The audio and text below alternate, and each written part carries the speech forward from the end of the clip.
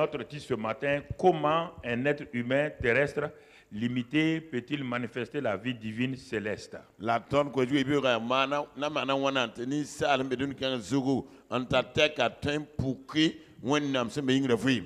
J'ai fait ça je pouvais le contracter, mais je l'ai fait développer comme cela pour que tu comprennes chaque mot. Mam tendai mana ko yuga tay bilifula mana lot fo gom bilifan vora na tan yé. Je pouvais marquer à un être humain, pas besoin de dire terrestre, parce que les êtres humains sont tout le temps sur la terre. Ni sal bala Mais bala je parle des êtres humains sur la terre présentement et qui vont dans les églises, par exemple. Il est limité. Peut-il manifester comment il peut manifester la vie divine céleste, une vie qui normalement vient du ciel? Comment il va la manifester sur la terre?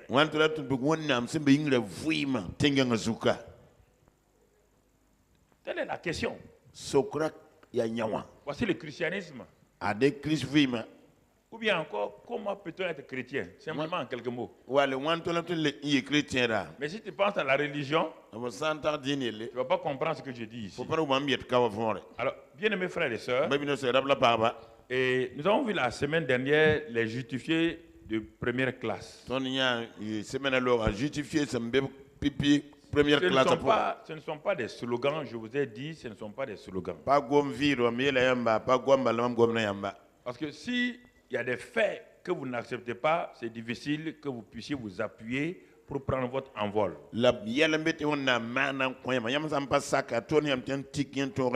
Refuser de reconnaître la loi de la gravitation, dire qu'elle n'existe pas, et monter sur un bâtiment de 52 étages, mettre des tissus à vos bras pour vous jeter, vous allez comprendre si la loi de la gravitation est réelle ou pas. On a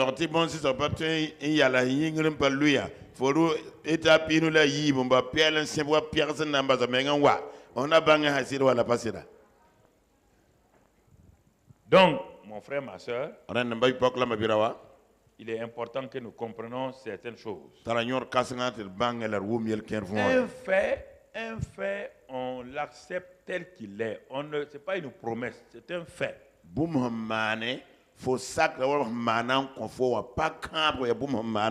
C'est pas une promesse pour laquelle on va aller prier. La Bible dit que quand Jésus a été crucifié, c'était pour nos offenses. Vous et moi, on n'était pas nés. Ça ne peut pas être une promesse pour toi. Tu n'es pas né. Tu es né pour trouver ce fait. Si tu l'acceptes, ça se transfère en toi. Mais on te dit la deuxième partie de ce verset-là, dans Romains 4, 25, qu'on a lu la dernière fois, on va pas le lire. Il dit, mais la résurrection de Christ Jésus nous a communiqué la justification. Nous sommes justifiés par sa résurrection. Et la justification n'est pas une expérience, c'est un don.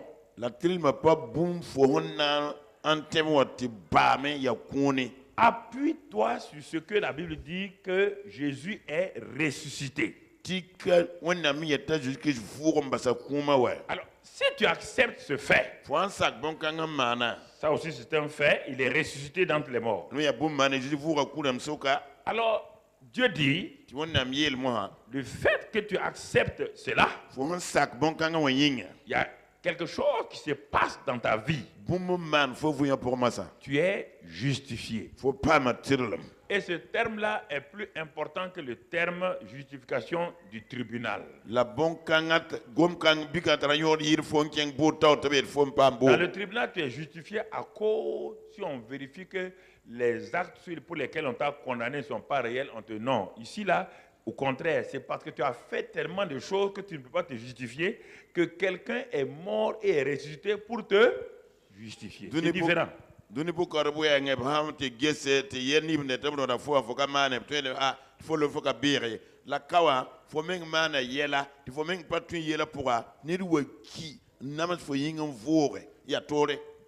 me demande pas, viens te justifier. Apporte-moi les preuves que tu n'as pas fait ça. Aucun, si c'est ça là, aucun d'entre nous, je préfère dire à Dieu, envoie-moi directement en enfer parce que c'est pas la peine de discuter. Envoie-moi en enfer parce que je ne peux pas m'en sortir. Oui, n'a pas sauvé la voix. Colon te vend pas mal, moi, qui est Arzen. Voilà, tu peux sauver les miens. Qui est un bien boutin, mais pas un pensée. Aucun homme ne peut se justifier. Ni ça ne veut pas un par mais on n'a pas. Pas tous les jours, ce que Dieu appelle péché là, tous les jours. On a botté le mes pensées, produits de péché. Mes regards, produits de péché.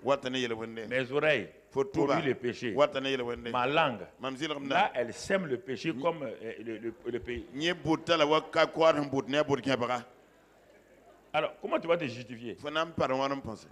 Et dans la religion chrétienne, on dit aux gens d'aller confesser. Combien tu peux confesser les péchés là?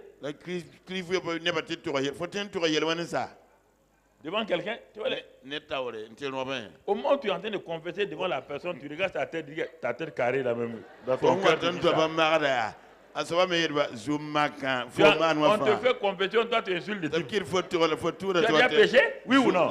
Maintenant, il faut à la fin que tu lui dis que tu as pensé que ta tête était carrée. Est-ce qu'il va te confesser demain encore?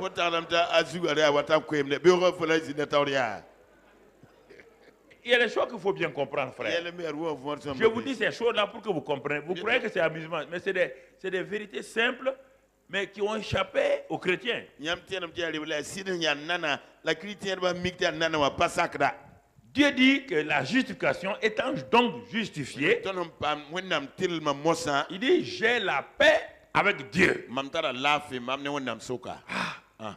Et regardez, frère, vous qui luttez là, Dieu dit ce sont des actes souverains que j'ai posés. Mon fils a été frappé. Pas parce que vous l'avez demandé. Pas à cause de mon amour pour vous. J'ai frappé mon fils. J'ai mis le châtiment sur lui. J'ai mis les péchés sur lui. Ça c'est pour que vos offenses, vous soyez réconciliés avec moi.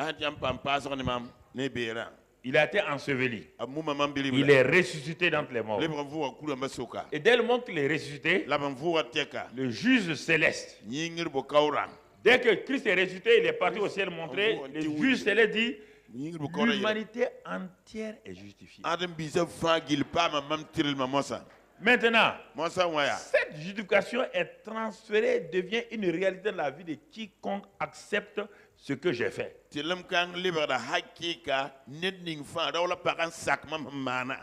Mais non, les religions ont dit non, il faut qu'on se justifie. On va venir faire ceci, on va souffrir. Je dis ok, souffrez. Comme vous aimez la souffrance, souffrez. Vous allez souffrir ici. Quand c'est fini, l'autre souffrance aussi vous attend. Sur la terre, tu as souffert. L'autre côté, tu souffres. Il ne faut pas tarder de souffrir ici. Étant justifié, nous avons la paix. Nous avons. Il faut l'accepter. Quand tu l'acceptes maintenant, ce don de la justice là, c'est ça qui te permet de régner dans Romains 5. C'est-à-dire le don de la justice et l'abondance de la grâce vont te permettre de régner dans cette vie-là. Mais si tu n'as pas accepté ça, tu ne peux pas être quelqu'un qui règne. Tu es tout le temps maltraité. Tu es tout le temps vilipendé. Tu es tout le temps humilié. Tu ne peux pas aller. Et en ce temps, tu es obligé de chercher des causes à tes humiliations. Beaucoup de gens souffrent. Les enfants souffrent. Ils disent que c'est leur père. Non, quelqu'un qui comprend. Nous avons tous vécu. Il y a des enfants aujourd'hui qui sont dans le beurre. Nous, on n'a pas vécu dans le beurre. On n'a jamais condamné nos parents. Et nos propres péchés, on les assumait. Les enfants d'aujourd'hui, ils ne veulent pas assumer leurs péchés. Ils veulent mettre tout sur leur père et leur mère. Les maris mettent sur leurs femmes. Les femmes mettent sur les hommes. Non. Aïe. Parce qu'ils n'ont jamais compris ça.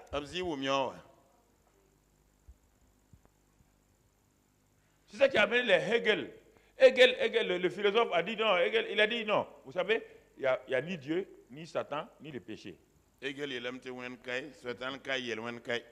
on a appris ça à l'école. Comme tu savais que c'est faux, mais comme tu vas avoir le baccalauréat, tu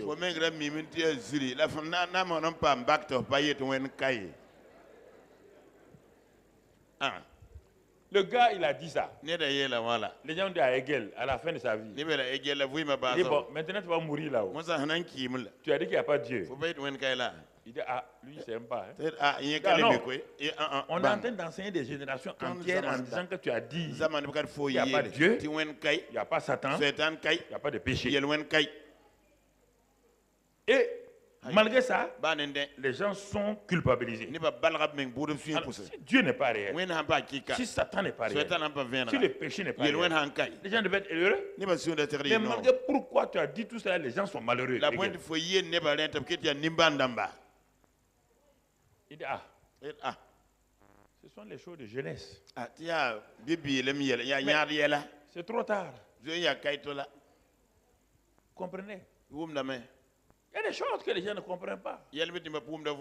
C'est ce problème de justification. Tout le secret, c'est le problème de justification.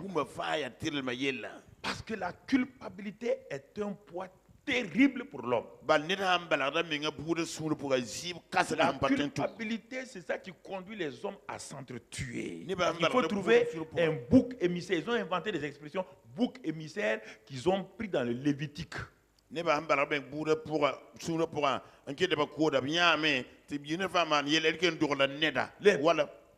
peuples sont culpabilisés, complexés, remplis de haine, parce qu'ils n'ont pas compris qu'est-ce que la justification.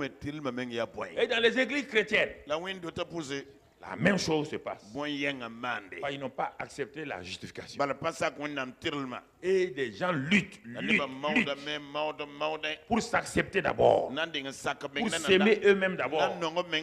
Ils se haïssent. À cause de ça, ils transfèrent leur haine sur les autres. Parce qu'ils n'ont jamais accepté le fait que Christ, étant mort et ressuscité, ils sont justifiés. Et qu'il n'y a plus de condamnation aux yeux de Dieu pour eux. Il ne peut pas accepter ça. C'est pourquoi il y a tant de sacrifices vraiment abominables. Les sangs des animaux innocents sont versés. Parce que l'homme est coupable, condamné. Il veut la paix avec Dieu. On égorge les animaux. Certains disent mais c'est les hommes. Il faut des sacrifices humains. D'autres disent il faut tel effort. D'autres se mettent à genoux sur des cailloux. On a inventé toutes sortes de choses. D'autres ont dit c'est des lieux de pèlerinage. Il y a tel lieu de pèlerinage. On y va là-bas. Mais les gens viennent sans aucune paix, sans aucune joie. Parce que l'homme est tenu par le péché, la culpabilité, la condamnation, le complexe d'infériorité. Et c'est difficile à la pensée humaine d'accepter que la mort et la résurrection de Christ amènent la justification à plus de condamnation. Et quand tu acceptes ça, tu rentres dans le repos de Dieu.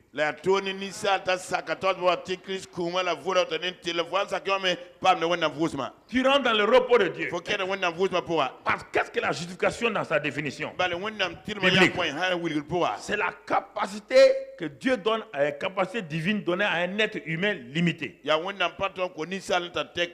De pouvoir se tenir devant Dieu sans culpabilité, sans peur, sans complexe, et en même temps, et se réjouir de la communion avec Dieu. Quand il a fini avec Dieu, il donne le dos. Il regarde Satan maintenant. Et Satan, il n'a pas peur de lui.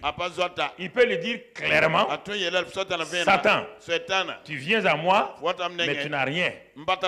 Même les péchés que tu as commis là ne peuvent plus être une raison pour que Satan te condamne. Parce que tu as le moyen de convertir tes péchés. Dieu est fidèle et juste pour te pardonner et pour te purifier de toute iniquité. Mais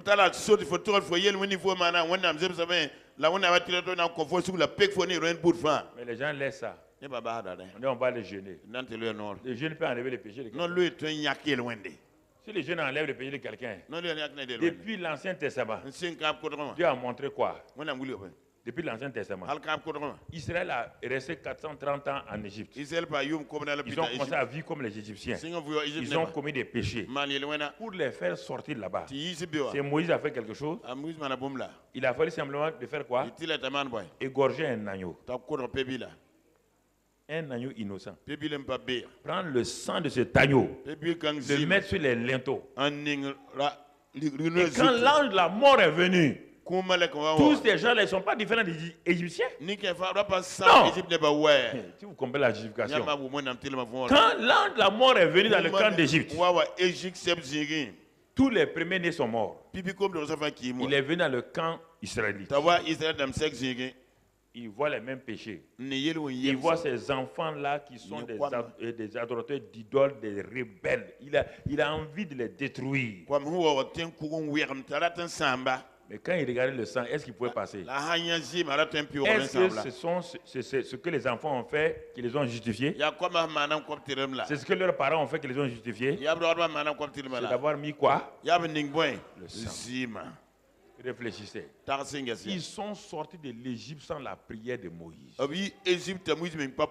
Ils sont sortis de l'Égypte sans jeûner. Simplement en laissant un animal innocent pour mettre là. Si ces gens-là se lèvent aujourd'hui, ils vont nous condamner. Nous, on n'a connu que le sang des animaux. Vous avez connu le sang du Fils de Dieu qui a versé sur vos cœurs. Aujourd'hui, les portes là et les linteaux là sur lesquels ils ont mis le sang là, ce sont les portes de nos cœurs, les condamnations. Mais quand on met le sang de Jésus, ça enlève la condamnation, ça enlève la culpabilité, ça enlève la haine. Eux, ils ont mis, l'ange de la mort n'a pas pu les détruire. Vous mettez le sang de Jésus et l'ange de la mort vous frappe. Et l'ange de la haine vous frappe. Et vous dites que vous devez bien aller jeûner, prier. Donc en ce moment-là, le sang de Jésus est inutile. C'est pourquoi dans Hébreu, il dit quoi? Hébreu dit que celui qui méprise le sang de Jésus, il n'y a plus de choses pour lui. Ce que le sang a fait là, si tu le méprises là, il n'y a pas de pardon. Parce que le sang est lié à l'esprit de grâce. Il dit, si tu piétines le sang, tu as offensé le Saint-Esprit. Alors quand tu offenses le Saint-Esprit, c'est fini pour toi. Le sang et l'esprit vont ensemble. Dans 1 Jean 5, il y a 3 qui sont d'accord. L'esprit, l'eau et le sang. Les 3 témoins ils sont d'accord. Alors, si toi tu méprises le sang, qui est le point pour que le Saint-Esprit ne peut pas venir sur la terre tant que le sang n'est pas versé. Voilà, il s'appelle Saint-Esprit. Est-ce qu'il peut venir dans un endroit souillé? Pour qu'il vienne là, il faut d'abord qu'il voit quoi? Le sang. Alors si tu méprises le sang, Saint-Esprit vient faire quoi chez toi? Si tu méprises ce que le sang a fait, si tu refuses, toi tu veux faire autre chose, qu'est-ce que le Saint-Esprit va faire chez toi?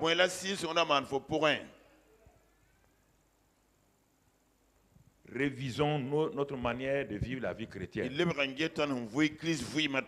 C'est cela, mon frère, ma soeur, qui est le message de ce jour-là. Parce que un être qui est mort n'a pas besoin d'aide. Un homme mort n'a pas besoin d'aide. Il a besoin de quoi? Un homme mort a besoin de quoi? De vie. Mais c'est si simple que vous vous hésitez. Vous voulez me dire quoi? Qu'il a besoin de prière? Un homme mort. La mort, c'est l'absence de quoi? Alors, s'il est mort, il a besoin de quoi? C'est ce qui est absent, il a besoin. Alors, les hommes sont morts. Et la prière peut aider un homme mort. Il faut d'abord la quoi? La vie. Ce sont les vivants qui prient. Ce sont les vivants et les justifiés. On dit que la prière fervente dure. Si tu n'acceptes pas la justification, ta prière ne plaît pas à Dieu. On dit la prière fervente du juste qui a une grande. On n'a pas de la prière. la prière fervente du le juste, c'est celui qui a accepté ce que Dieu a fait pour lui. La vie chrétienne commence là. Sur la base de ce que Dieu a fait. Pas sur ce que tu as fait. Les gens aiment se vanter. Et toi, tu n'es pas chrétien. Tu as fait quoi? Quand tu étais païen là, tu connaissais Dieu. Maintenant, tu es devenu chrétien, tu fais comme si c'est toi qui dois donner des cours à Dieu. Assure-toi, Dieu. Bon, maintenant, si j'ai pris 3 semaines, tu vas me donner quoi? Dieu dit, Bafi. Je te donnerai rien. Rien. Bafi. Le jeûne, non. Avant que toi tu naisses là, toutes les religions jeûnent. Toutes les religions jeûnent. Oui ou non? Vous croyez que votre jeûne là est différent? Le jeûne c'est quoi? C'est s'abstenir de quoi? Tous ceux qui jeûnent là, ils s'abstiennent de quoi? Alors ton jeûne là, ton ventre est spécial? Les jeunes, on va gêner. Tout le monde jeûne. Avant d'être chrétien, je jeûnais. Même quand j'étais en 4e, 3e, je jeûnais. C'est moi qui ai amené les gens à la mosquée, au lycée Zenda. Je jeûnais. Je jeûnais. Donc, quand les gens mettent l'accent sur le jeûne chrétien là, le jeûne chrétien c'est toujours le jeûne, non? Oui ou non? Combien? Parce que il y a un jeune chrétien. S'il y a un jeune chrétien, il y a une chaise chrétienne aussi. Voici une chaise chrétienne alors. C'est ça, hein? C'est une chaise chrétienne. Ah bon? Ah bon? Vous aimez ça, c'est des ventilos chrétiens. Ah, chrétien de ventilo là. Il y a des gens qui ont des idées comme ça. Pour eux, chrétiens, c'est une... C'est pourquoi quand un enfant naît dans une famille chrétienne, on dit qu'il est chrétien, non? Quand un enfant naît dans une famille, il est un homme. Il n'est pas chrétien. Il va devenir chrétien. Un enfant, c'est pourquoi on les consacre ici. On les donne à qui? À Dieu. On dit à Dieu maintenant, ce que tu as prévu au ciel, comme nous l'avons donné, commence à accomplir dans sa vie, pour qu'il te connaisse et qu'il marche avec toi. Voilà, frère. C'est pourquoi les parents doivent l'élever, parce qu'un jour, l'enfant dit lui-même, j'accepte Jésus-Christ comme mon sauveur et mon Seigneur. Voilà, on devient chrétien comme ça. C'est pourquoi les gens disent, ah mais les enfants des pasteurs, mon ami, s'il n'a pas donné sa vie à Christ, il n'est pas chrétien. Ah mais pourquoi les enfants des pasteurs font comme ça, mon vieux, mon ami? Ah bon? L'erreur des gens, c'est ça. Mon frère, ma soeur, regardons simplement, je vous entretiens parce que le Seigneur m'a dit, entretiens là ce que je te dis, ne cherche pas à faire de la théorie pour eux. Prenons l'exemple de quelqu'un qu'on va voir dans la Bible, dans Jean 3. Regardons la vie de cet homme que nous connaissons si bien. Il s'appelle Nicodème. Il s'appelle Nicodème. Dans Jean 3. Jean chapitre 30. On va aller vers la fin avant de revenir. On va aller au verset 27 d'abord. D'abord, avant d'aller à Nicodème, on va aller à Jean-Baptiste. Jean-Baptiste ici, c'est le verset 27 qu'ils ont donné. Jean-Baptiste, le prophète. Quand les gens ont demandé à Jean-Baptiste s'il était le Christ, il a dit non. On reste sur ça, Jean 3, 27. Donc, Jean répondit, un homme, vous entendez, un homme, un être humain, ne peut recevoir que ce qui lui a été donné du ciel. C'est notre titre là que vous avez vu. Comme un homme terrestre limité. C'est ça. Jean a répondu à ça. Jean a répondu, Jean-Baptiste, le grand prophète a répondu à notre question déjà. Il dit, un homme, si c'est un être humain, il ne peut recevoir que ce qui lui a été Donner. Et donner d'où? Du ciel. Donc, c'est les célestes qui donnent à l'homme terrestre ce dont il a besoin pour fonctionner. C'est la réponse de Jean-Baptiste. Alors, si tu négliges ça, tu as des problèmes. La vie chrétienne, c'est la vie du ciel qui a été donnée au moyen de Christ à un être humain pour vivre la vie céleste sur la terre.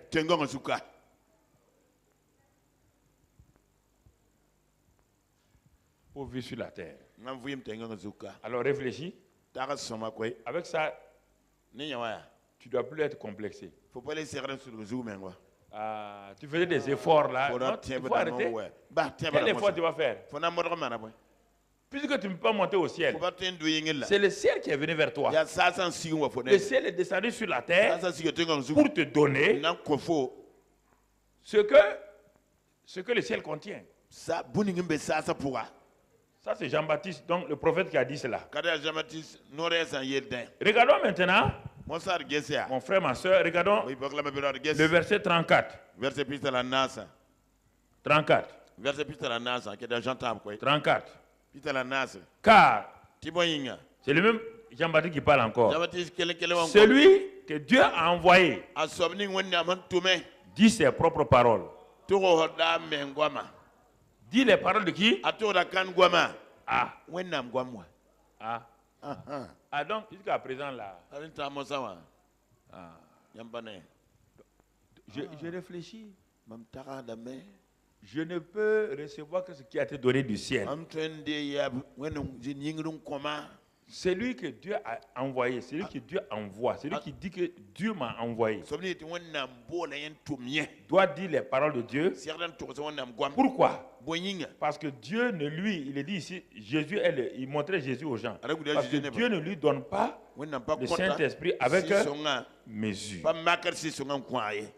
Ouais, le Saint-Esprit, parole de Dieu, Saint-Esprit.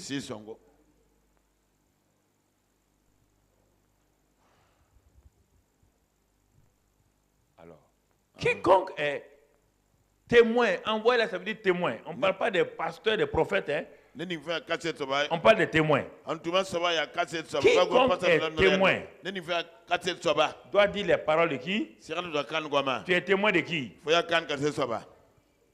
Donc, si tu es témoin du président, quand tu vas en mission, tu pars dire les paroles de qui? Si tu es témoin de Dieu, tu dois dire les paroles de qui? Et on te donne une onction. Si c'est la présidence qui t'envoie, tu as une onction qui ouvre les portes des autres présidents devant toi. Tu n'es pas président, mais les portes des autres présidents s'ouvrent devant toi parce que tu as les paroles de ton président, tu as l'onction de ton président qui te fait ouvrir les portes des palais présidentiels. La Bible dit ici sur le plan spirituel, si tu es un témoin de Christ, si tu as la lettre de créance, si tu as la lettre du ciel, toutes les portes de la terre s'ouvrent devant toi parce que Dieu te donne les paroles, ses propres paroles. Seigneur, comprenons cela un peu. Quand la parole de Dieu s'ouvre, vous êtes étonné.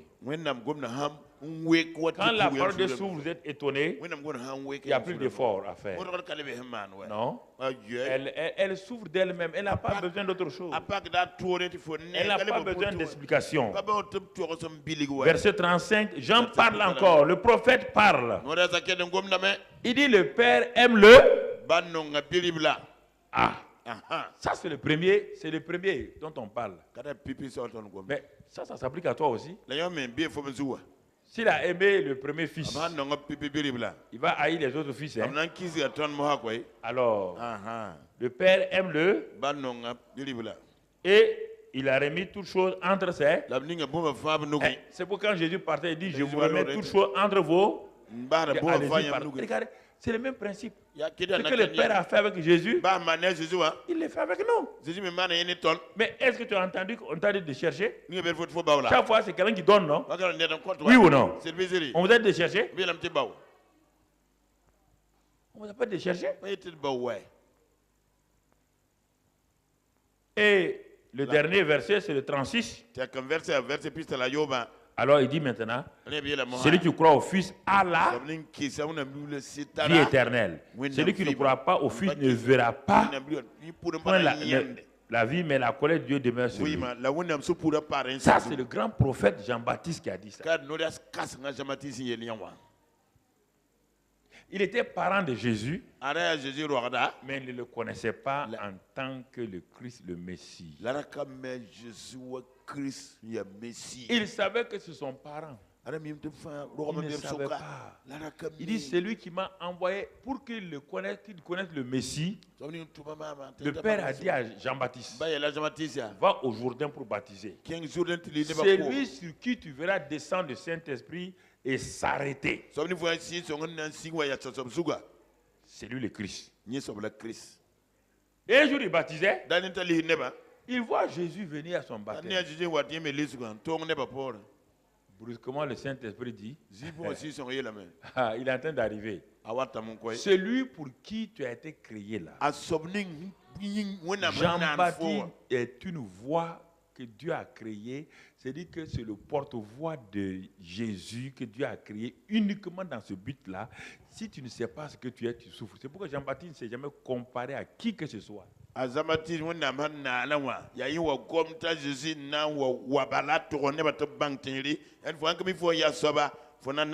Dans les églises, dans les dénominations, dans le christianisme, il y a trop de jalousie. Parce que les gens ne savent pas quelle est leur place.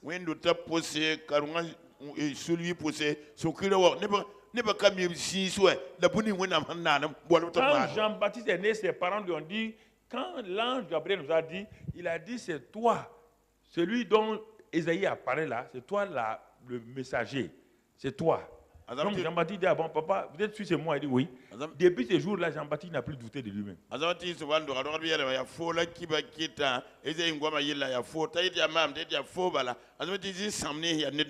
Il dit la voix qui crie dans les déserts. La voix qui annonce. C'est pourquoi il ne s'est jamais comparé à quelqu'un. Les gens le jugeaient croyant qu'il était trop sévère. Il est dit, mais ce n'est pas son problème. Il est une voix. Une voix est une voix. Une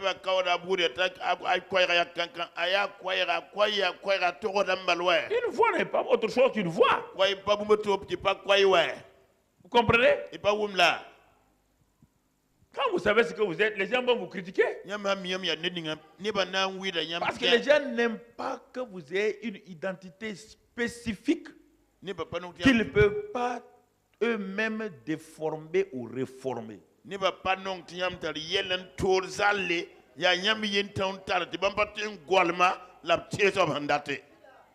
C'est ça. Ils ne veulent pas ça. C'est pourquoi vous entendrez toutes sortes de critiques. Vous là, vous êtes comme et les gens sont tourmentés par ça. Vous voulez que les gens fassent quoi? Jean-Baptiste est la voix, il a la voix.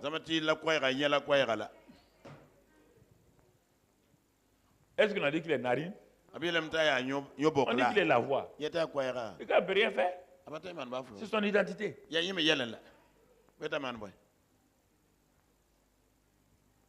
C'est lui qui a parlé. On va voir un deuxième homme. Ils sont dans le même territoire, dans le même pays. C'est notre fameux Nicodème là. Regardons-le. Il y a un qui est prophète. Il s'appelle Jean-Baptiste. Il a la révélation. Allons voir le docteur des docteurs.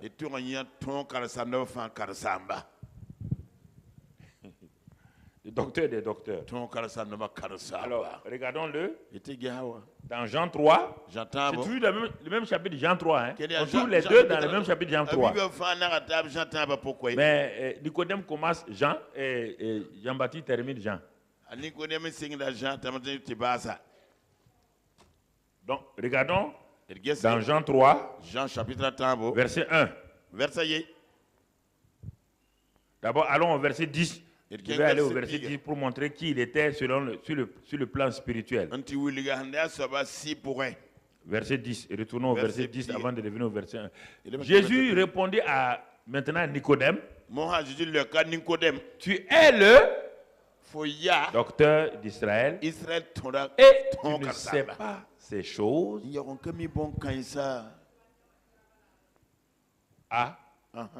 Dans un même territoire, dans une même synagogue, deux personnes vont et les deux sont en train de prier pour que le Messie se révèle. L'un a déjà la révélation. Il a la révélation que lui il doit présenter le Messie. L'autre est en train de faire des enseignements sur le Messie. Et le Messie est assis devant lui. Il ne sait pas que c'est lui. Le manque de révélation, ça crée des problèmes aux chrétiens. Deux personnes. Verset 1. Regardons les autres qualités de Nicodème. Verset 1 maintenant. Voilà. Qu'est-ce qu'il a dit? Mais il y eut un homme d'entre les pharisiens. Donc Nicodème était aussi pharisien. Pharisiens, ce sont les durs dans dur.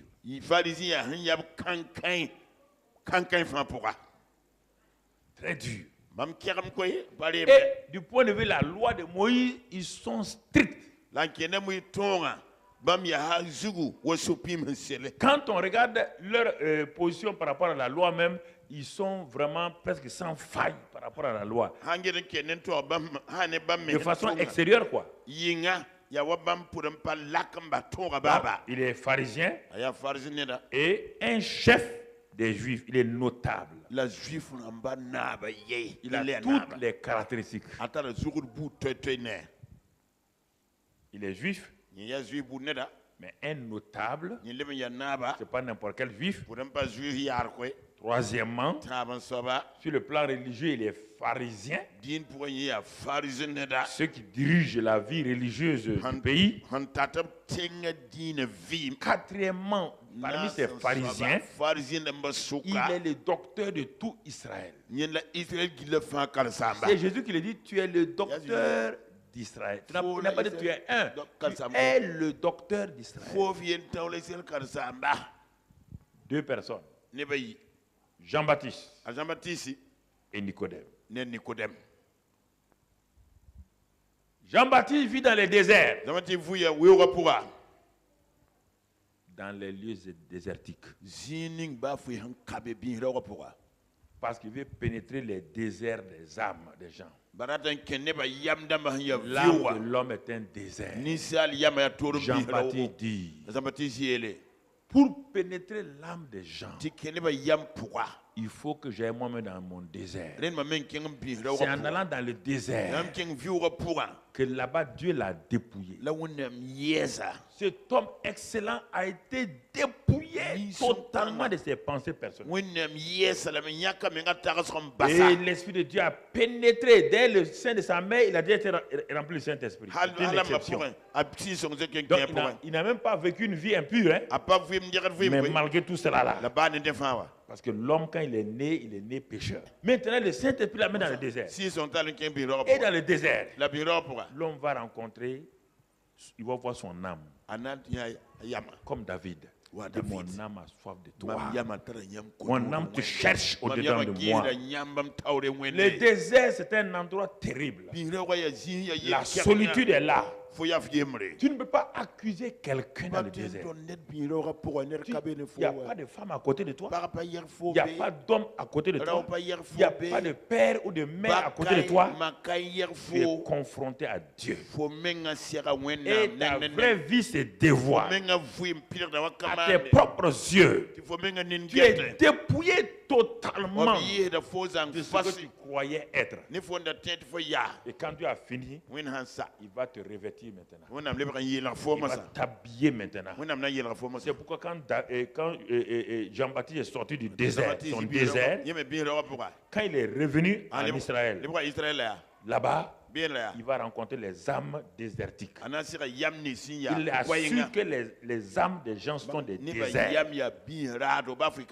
Il a commencé à pénétrer dans leur âme avec la parole de Dieu. Et c'est pourquoi la Bible dit que tout le monde courait pour aller à Jean-Baptiste. Les militaires couraient, les juges couraient, les pharisiens couraient, tout le monde. La religion avait tellement oppressé les gens. Les gens voulaient être libres. Ils ne pouvaient pas, ils ne savent pas par quel chemin. On ne peut pas condamner des milliards de gens, des millions d'hommes qui croient que la religion, en coupant les bras des gens, en tuant les gens, ils vont aller au paradis. C'est leur ignorance. Bon, ce n'est pas une bonne chose, mais c'est leur ignorance. Parce que leurs âmes sont remplies de choses bizarres. Et c'est pourquoi Jean-Baptiste est parti s'arrêter au Jourdain. Quand les gens venaient dire aux militaires, vous militaires, il ne faut plus frapper les gens, il ne faut plus dépouiller les gens. Les militaires disaient oui. Il disait aux juges, aux publicains, arrêtez de vivre comme cela. Mais il ne pouvait pas changer la vie des gens. Mais il pouvait ouvrir leur âme pour exposer leur âme à celui qui va venir bientôt pour restaurer l'âme des gens. Il était celui qui ouvrait l'âme des gens. Il ouvrait ton âme. Et tu découvrais la méchanceté de ton âme. Tu découvrais la laideur de ton âme. Mais il ne te condamnait pas. Il dit, mon ami, tu as vu ton âme? Il dit, attends. Il y a un qui vient après moi. C'est l'agneau de Dieu qui porte les péchés. Il va venir nettoyer ton âme. Alors, comment peut-on avoir un Dieu comme ça et puis continuer à pleurer? Moi, je suis dans une joie. Vous ne pouvez pas comprendre. Je suis dans un repos. J'ai plus d'effort. Non. Quel effort? Réfléchissez vous-même. C'est pourquoi quand Jean-Baptiste et quand Jésus a apparu officiellement, dès que Jean-Baptiste a dit voici l'agneau de Dieu, les gens ont fait quoi? Ils ont fait quoi? Est-ce que Jean-Baptiste a dit non, vous partez me laisser maintenant? Non. Est-ce qu'il a dit ça? Il dit non, allez à lui. Parce que moi j'ai ouvert vos âmes. Lui il restaure vos âmes. Le restaurateur d'âme est là. Le libérateur d'âme est là. Celui qui guérit vos âmes est là. Celui qui guérit vos blessures est là. Celui qui vous purifie est là. Il ne vous condamne pas. Il vous dit mon enfant, tu es ma brebis. Tu es ma brebis. N'aie aucune peur. Je suis avec toi. Oh frères et sœurs, c'est extraordinaire d'avoir un si merveilleux Dieu, d'avoir un Dieu si glorieux. Quand il est en vous, vous n'êtes plus culpabilisé. Non, ne vous laissez pas culpabiliser. Ne vous laissez pas traumatiser par les événements autour de vous. Tant qu'on est dans ce monde-là, il y aura des choses bizarres. Les gens ne vous aimeront pas. Vous aussi, vous n'aimez pas beaucoup de gens. Vous aurez des problèmes de chaque côté. Fixez-vous. Celui qui a restauré vos âmes, là, il est avec vous. Il est en vous. Il ne vous abandonne pas. Jusqu'à la fin du monde, il ne vous abandonne pas. Restez dans ça au nom de Jésus. Restez dans ça au nom de Jésus. Amen. Amen. Gloire à Dieu. Alors, frères et sœurs, quand vous développez cette conscience-là, qui peut vous condamner encore? Qui accusera les élus de... C'est pourquoi Paul dit, mais qui va accuser les...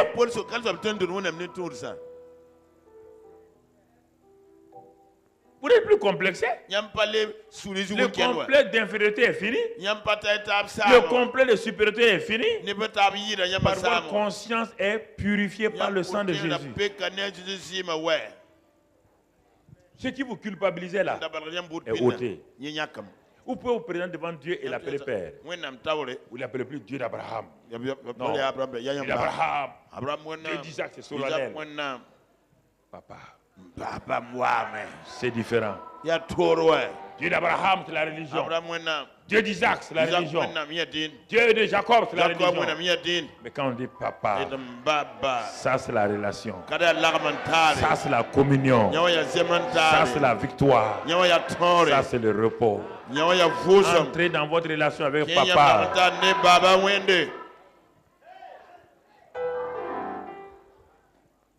Nicodème. Il vient. Regardez. Jean-Baptiste parle de Jésus. Il parle du ciel et la terre. Regardons le langage de Nicodème. Verset 2. Quel est le langage de Nicodème? Il vient auprès de nuit et lui dit, Rabbi. D'abord il appelle Rabbi. Donc il l'a mis au niveau d'un enseignant. Donc déjà vous voyez, il ne voit pas un être céleste ici. Hein? Il voit un être quoi? Nous savons, ça veut dire quoi? Nous avons étudié. Nous avons fait des enquêtes. Et nous sommes arrivés à la conclusion que tu es un docteur. Venu de qui? Est-ce qu'il est Dieu? C'est un docteur venu de... Mais quand on dit le français là, le problème, pour traduire en français, on dit docteur venu de Dieu. Un docteur qui a été moulé par Dieu. Qui a été enseigné par Dieu. Ouais, il n'y a rien de céleste là-dedans. Car personne ne peut faire ces miracles que tu fais si Dieu n'est avec lui. Est-ce qu'il y a quelque chose de céleste ici? Jean-Baptiste dit, un homme ne peut recevoir que ce qui lui a été donné de lui. Il dit, mais celui-ci là, c'est l'agneau de Dieu qui fait quoi? Est-ce qu'il a dit, c'est l'agneau qui était avec Dieu? C'est l'agneau de... Regardez.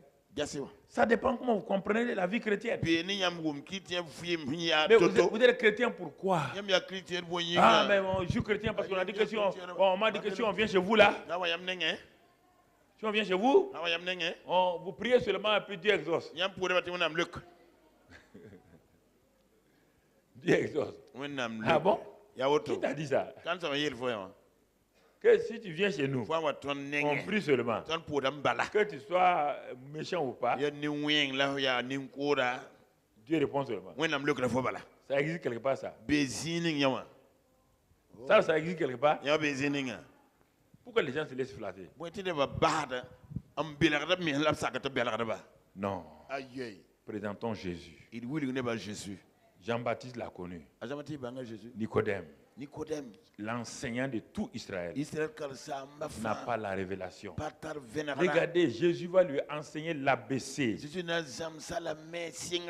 Pour enseigner la justification à Nicodème, Jésus utilise des mots simples. Parce qu'il dit justification, le gars, il va rien comprendre. Et qu'est-ce que Jésus va enseigner à ce monsieur? Qu'est-ce qu'il va lui enseigner? Qu'est-ce qu'il va lui enseigner? Et il lui enseigne, mon frère, au verset 3. Jésus va parler. Jésus lui répondit. En vérité, en vérité. Il utilise un langage que Nicodème ne comprend pas. Je vais te dire la vérité. Je te le dis. Si un homme ne naît de nouveau, c'est-à-dire ta manière de parler là montre que tu n'es pas né de... Alors Jésus ne va pas dans la direction de Nicodème, il prend le contraire. Si tu veux me connaître, il faut d'abord que quoi? Si un homme est né de nouveau, il ne peut voir le royaume. Alors, si tu étais né de nouveau, si tu avais le Saint-Esprit, tu laisses savoir qui était ici, oui ou non? Tu laisses savoir. Mais comme tu n'es pas né de nouveau, tu fais des déductions intellectuelles, psychiques et mentales. Si un homme est né de nouveau, il ne peut voir. Le mot voir ici, là, on ne parle pas physique. Il ne peut comprendre. comment le royaume fonctionne.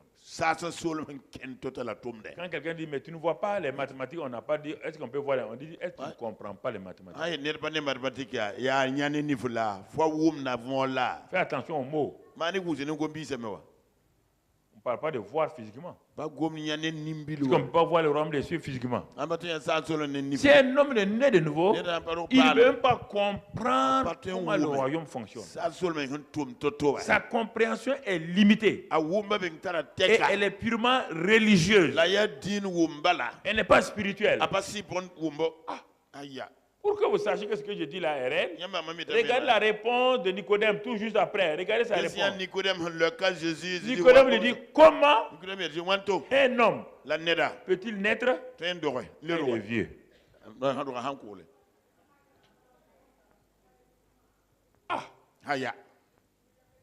Les gens sont étonnés. C'est le docteur d'Israël. Il ne connaît pas la nouvelle naissance. Mais pourtant, ça est dans Ézéchiel 36. Ézéchiel 36 dit quoi? Je vous donnerai un cœur nouveau, un esprit nouveau. Et je ferai de telle manière que mon esprit vienne habiter en vous. Et quand mon esprit viendra, je ferai de telle manière que vous obéissez, vous pratiquez mes paroles. Vous allez sortir de la loi. Le gars, il enseigne et on lui parle de ça, il ne comprend pas. Il est naturel. Il dit, ah bon? Est-ce que tu connais mon âge? Et puis deuxièmement, ma maman est morte. Comment un homme dont la mère est morte, ou bien la mère même est vieille, si moi je suis déjà vieux, ma maman maintenant c'est... Comment je vais rentrer dans le sein et puis naître? Il y a plein de gens qui viennent dans les églises avec cette mentalité. La mentalité non renouvelée, pas de révélation. Vous aussi, vous ne pouvez pas exagérer. Comme un homme qui est né dans le péché là, il peut arrêter de pécher. Arrêtez de mentir. Un homme. Aussi vous exagérez. Quand même. Il faut dire de diminuer les mensonges. Mais arrêtez de dire les mensonges là. Non. Non. Regardons. On continue avec Nicodème. La suite, verset 4, je crois. Oui, c'est verset 5. Bon, Jésus répond encore. Il va doucement avec lui. Je te le dis encore. C'est un homme, maintenant il veut expliquer un peu plus. Il est né d'eau et d'esprit. C'est-à-dire qu'il l'amène à Ézéchiel 36. Il l'amène là-bas. Pour qu'il se rappelle, non, mais malgré ça, le gars, il ne peut entrer dans le royaume de Dieu.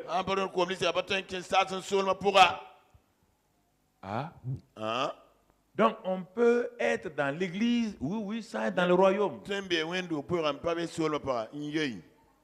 On peut aller à l'église sans être dans le royaume. Parce qu'il n'a pas compris. C'est sans la justification. Nul ne peut comprendre qu'est-ce que la nouvelle naissance. La justification, c'est la nature que Dieu vous donne lorsque vous avez accepté Jésus-Christ ressuscité d'entre les morts. La résurrection de Jésus-Christ vous communique la nature de justification. Ça n'a rien à voir avec vos prières, votre mérite. Le fait que Jésus soit ressuscité et que vous acceptez ce fait-là, vous êtes justifié. Que vous comprenez ou pas, vous êtes justifié. Mais maintenant, le Saint-Esprit, ce qu'on va faire l'année prochaine, Dieu vous l'a, le Saint-Esprit va vous enseigner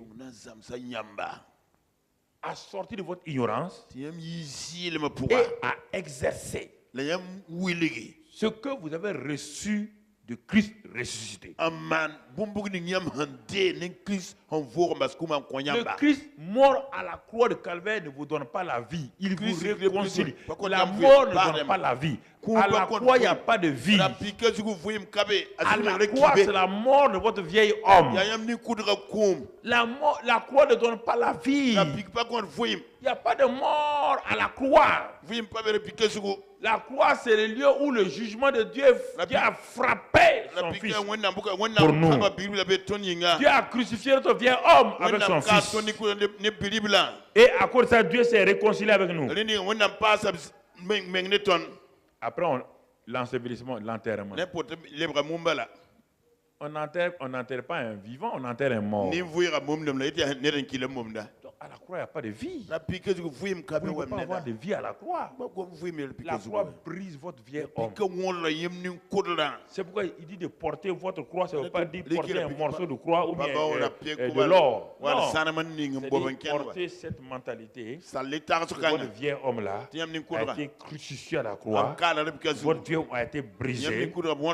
Ayez cette mentalité toujours que vous avez été, que la croix a été un moyen de mort et de jugement pour vous. Vous comprenez?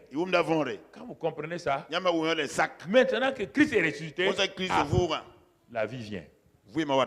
C'est pourquoi beaucoup de morts veulent vivre la vie chrétienne. Ils n'ont expérimenté que la croix. Mais vous imaginez, vous avez déjà vu quelqu'un qui s'enterre lui-même? Hein? On enterre toujours un cadavre. C'est pourquoi les baptêmes d'eau. Tu as déjà vu quelqu'un qui se baptise? Hein? S'il plonge, et ça c'est baptisé. Il a fait un plongeon. C'est pourquoi le baptême d'eau, c'est votre ensevelissement. On vous prend, on vous dit que quand vous rentrez dans l'eau là, on est en train de vous enterrer. C'est pas une image, hein? On est en train de vous enterrer. Et Satan a fait croire aux gens que c'est un symbole. C'est pas un symbole. Est-ce qu'un enterrement c'est un symbole? Quand les gens partent enterrer leurs parents, c'est un symbole.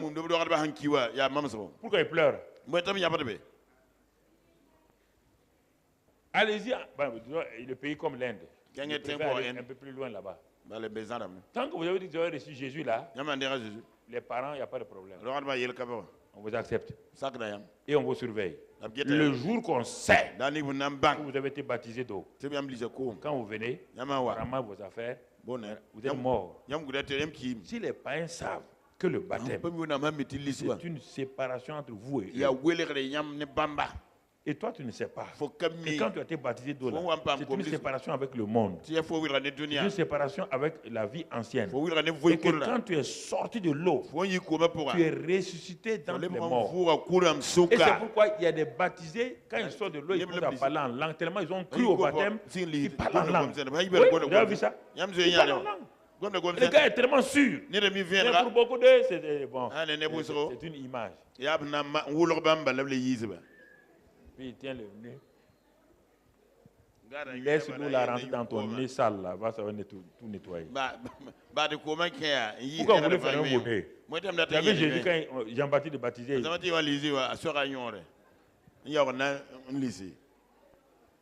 On a déjà enterré un cadavre, on a laissé son nez au dehors. La terre la rentre dans le nez du cadavre.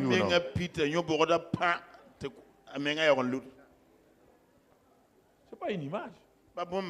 C'est une réalité. Quand vous sortez là, vous êtes ressuscité. Si vous avez cru, on est en train de vous enterrer. Si en sortant vous avez cru, c'est votre résurrection, le Saint-Esprit fait quoi? Il vous remplit. Vous commencez à parler en langue.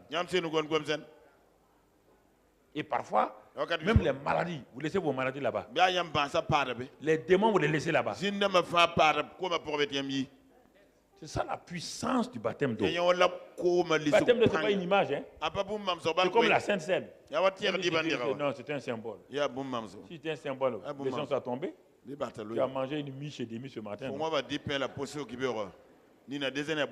Tu as mangé miche et demie. Tu as bu 3 vins de verre.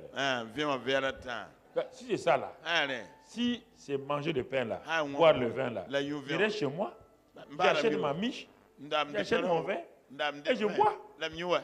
On te dit que ce petit morceau de pain là, et cette coupe là, ceux qui ont mangé ça, certains sont morts, sont devenus infirmes, d'autres sont malades.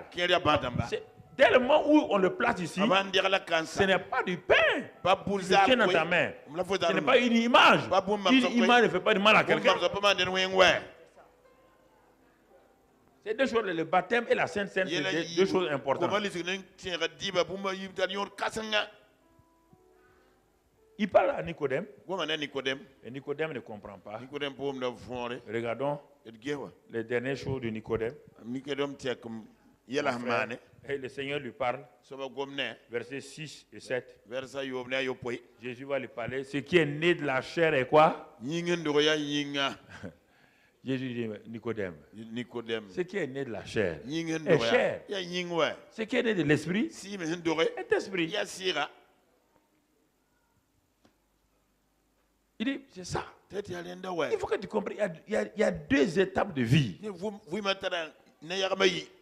Ce qui est né de la chair, là, elle ne fait que les œuvres de la chair. La chair ne fait que Galates 5, verset 19. On ne va pas les lire. On dit les œuvres de la chair sont quoi? Évident. La chair ne fait que ça. Elle ne peut pas faire autrement. Tu ne peux rien faire pour empêcher Galates 5, 19 d'être une réalité dans ta vie. Parce que ce qui est né de la chair est pratique la vie la chair, pratique la chair, mange la chair, boit la chair. Mais ce qui est né de l'esprit est, et en ce moment Galates 5, 22 devient une réalité. Le fruit de l'esprit. Si tu n'as jamais vu la relation entre les deux, regarde ça ce matin. Ce verset 6 là, c'est lié à Galates 5. La première partie est liée à Galates 5, 19, les œuvres de la chair. C'est pourquoi on dit que ceux qui pratiquent les œuvres de la chair ne verront pas le royaume de quoi? Des cieux. La chair ne voit pas ça. Maintenant, celui qui est né de l'esprit, lui, il a quoi? Le fruit de l'esprit. Le fruit de l'esprit, ce n'est pas lui qui le produit. Non, il le porte. Il porte, c'est-à-dire que là encore, ce n'est pas un effort. On ne peut pas jeûner pour avoir ces choses-là. On les porte. Le manguier ne jeûne pas pour avoir les mangues. Le manguier, les branches restent sur l'arbre et au temps convenable, les mangues sortent.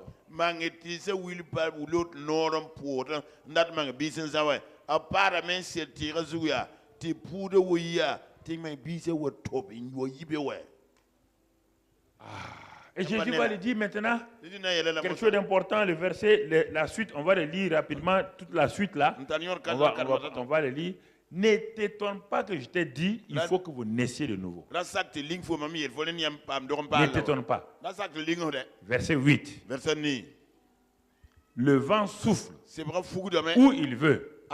Et tu en entends le bruit, mais tu ne sais d'où il vient, ni où il va. Il en est ainsi de tout homme qui est né de l'esprit. Ça, c'est la liberté de l'esprit. L'homme qui est né de l'esprit n'est plus limité. Il commence à faire les choses que l'homme charnel ne peut pas faire. Il souffle, on ne peut pas le limiter. Ni de l'est, ni à l'ouest, on ne peut pas le limiter. Il n'est plus dans une cage satanique. Vous savez, bon, parfois on prie, parce qu'il y a beaucoup de niveaux de chrétiens. On dit, bon, maintenant on va vous libérer des liens, des filets de l'oiseleur. En réalité, frère, je vous dis la vérité, aucun des filets de l'oiseleur n'est su les justifier. Justifier veut dire quoi? L'ennemi n'a plus le pouvoir sur vous. Vous passez d'esclave à maître de Satan. Le justifier passe de la position inférieure à la position supérieure. Ce n'est pas, mais tu peux être délivré du filet de l'oiseleur. Mais il y a un autre filet de l'oiseleur devant toi. Il va jeter sur toi. Mais celui qui est justifié là, l'oiseleur est sous tes pieds. Tu marches maintenant sur ses filets. Tu n'as pas besoin de délivrance. Les gens ne comprennent pas ça. Bon, parfois, je vais un peu après, comme il y a des nouveaux, je reviens sur ces prières-là. Ça, c'est pour les nouveaux. Sur les anciens, là, je prie dans ça. L'esprit de mort est sur moi. Là, la mort n'a pas pu tuer les petits Israéliens bandits voyous, là. Là, la mort va te tuer. Tu es rassasié, non? À Canaan, on dit qu'ils seront rassasiés. Si à Canaan, on doit te rassasier, dans la vie chrétienne, on doit quoi? Non.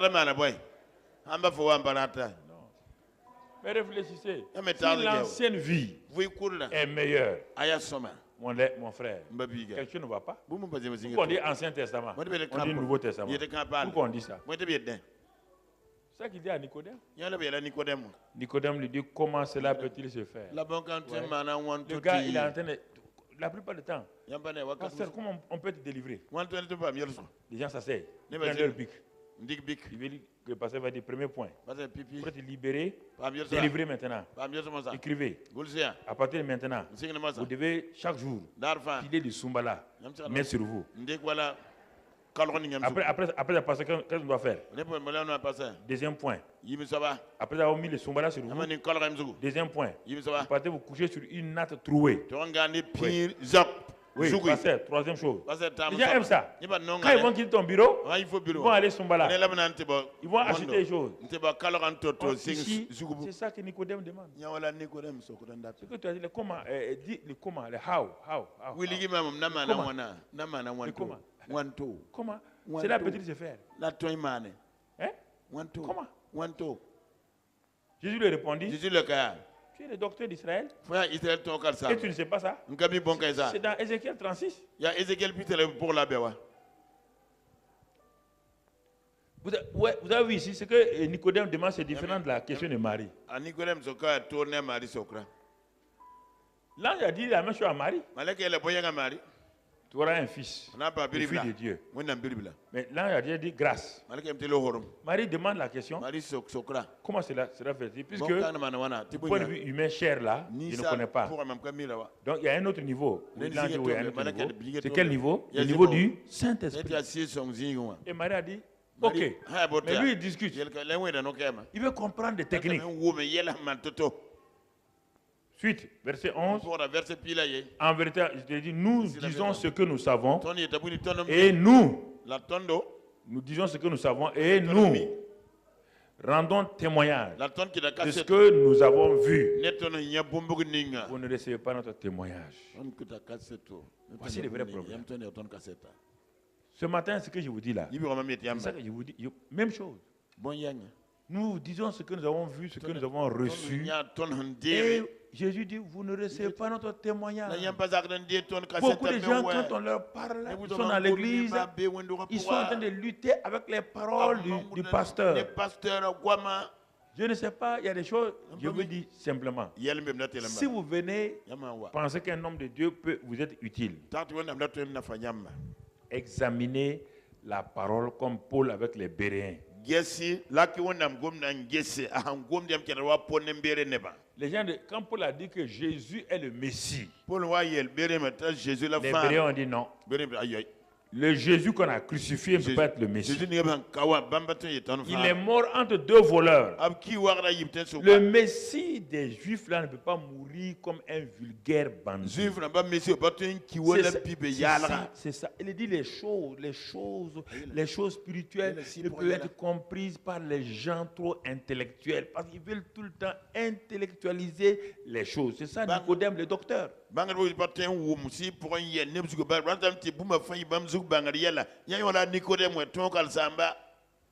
Jésus dit mais je suis en train de parler des choses simples là. La suite du verset, les suites maintenant. Il dit si vous ne croyez pas quand je dis pas des choses terrestres. Ce que je dis là, c'est terre à terre. Comment croirez-vous quand je vous parlerai des choses célestes? Des choses célestes. Ce que je te dis là, c'est ça qui se passe sur la terre. C'est ce que le Saint-Esprit est venu faire sur la terre. Si tu ne crois même pas à ce que le Saint-Esprit est en train de faire ici, au milieu de nous là, même si je te parlais des anges qui sont au ciel, là, le ciel là, ça ne va pas t'intéresser. Si tu ne crois pas à ce que je te dis là, ça ne t'intéressera pas. On n'est pas venu te donner des techniques. Non, nous ne parlons pas de techniques, frère. Vous êtes ancien dans l'église là. Non, ce n'est pas une affaire de technique. Vous connaissez les visages des gens. Vous connaissez peut-être la manière même de prêcher du pasteur. On ne parle pas de ça. Regardez Nicodème, son approche est purement intellectuelle. Et l'approche de Jean-Baptiste est spirituelle. C'est la révélation. Verset suivant. Personne n'est monté au ciel si ce n'est celui qui est descendu du le Fils de l'homme qui est dans le... Il parle de qui? De lui-même. Mais quand Jésus parlait, il était au ciel. Il était où? Ah, comprenez ça. Que Dieu nous aide. En 2016, on comprend ça. Regardez quelqu'un qui est assis devant un docteur. Il est assis devant un docteur. Ce docteur-là est purement terrestre. Oui ou non? Il ne connaît pas les choses célestes. Donc, il a descendu son message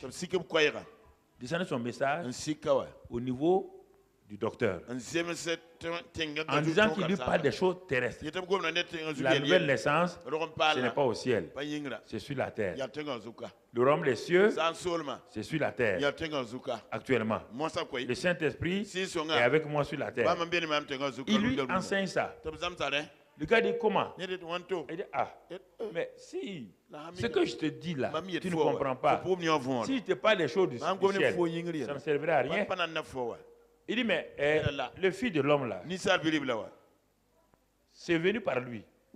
Et ce Fils de l'homme là est où? Dans le ciel. Mais tu es assis devant lui, tu dis que tu es dans le ciel.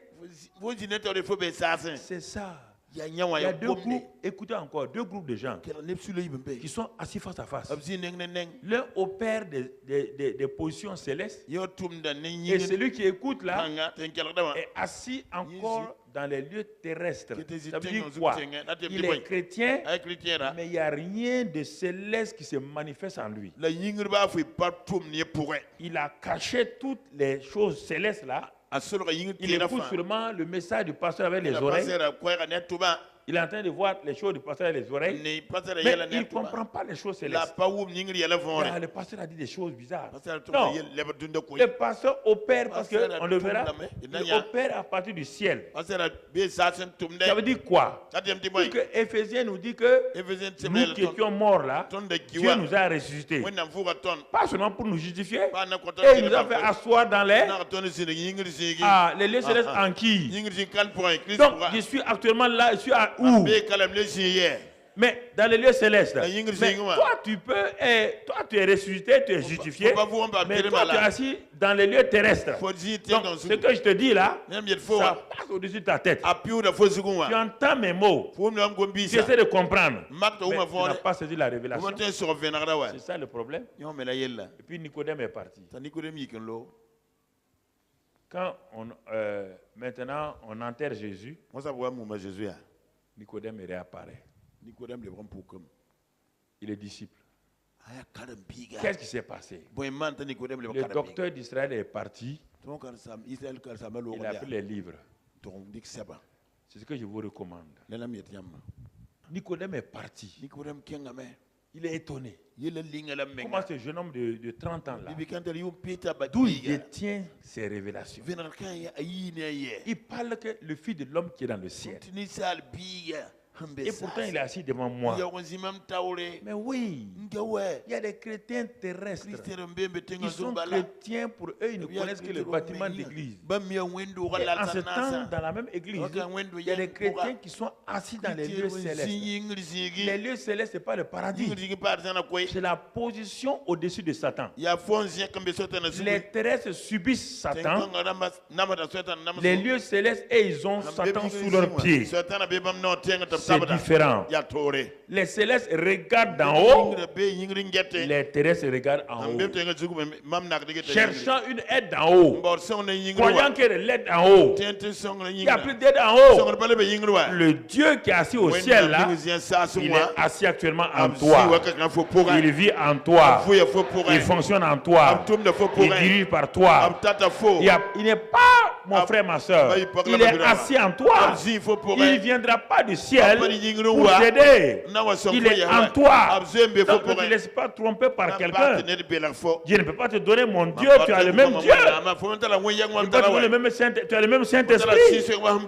Frères et sœurs, acceptons ces vérités. Lève ta main et remercie le Seigneur. Lève ta main et remercie le Seigneur pour cet avant-dernier message de l'année. Rends grâce à Dieu et dis simplement à Dieu comment moi, un être humain terrestre limité, je peux manifester la vie divine céleste. Seigneur, j'entre dans cette révélation-là. J'accepte cette révélation-là. Je marche dans cette révélation-là. Je refuse de limiter la présence de Dieu en moi. Je refuse de me limiter. Car non seulement je suis né de la chair, mais je suis né de l'esprit. Et je suis comme le vent. Et étant né de l'esprit, je suis libre comme le vent qui va. On ne sait d'où il vient et on ne sait où il va. C'est cette vie que j'ai. La vie divine est en moi. Je suis la justice de Dieu en Christ. Satan, écoute-moi. Je ne suis plus un maltraité par toi. Ma position est supérieure. Élevé à ta position. Je suis assis avec Christ dans les lieux célestes. Au-dessus de toute domination, de toute autorité, de tout nom qui se peut nommer dans le siècle présent et dans le siècle à venir. Seigneur, je refuse de vivre comme un simple terrestre, maltraité, humilié. Maintenant, j'ai la révélation que je suis justifié. Je suis la justice de Dieu en Christ. Le Christ vit en moi. Le plus grand est en moi. C'est lui qui a vaincu Satan. C'est lui qui a détruit les œuvres des ténèbres. Est en moi. Et le glorieux Saint-Esprit, vit en moi. Il est ma sécurité. Il est mon révélateur. Le glorieux Saint-Esprit me donne sa puissance. Manifeste sa puissance à travers moi.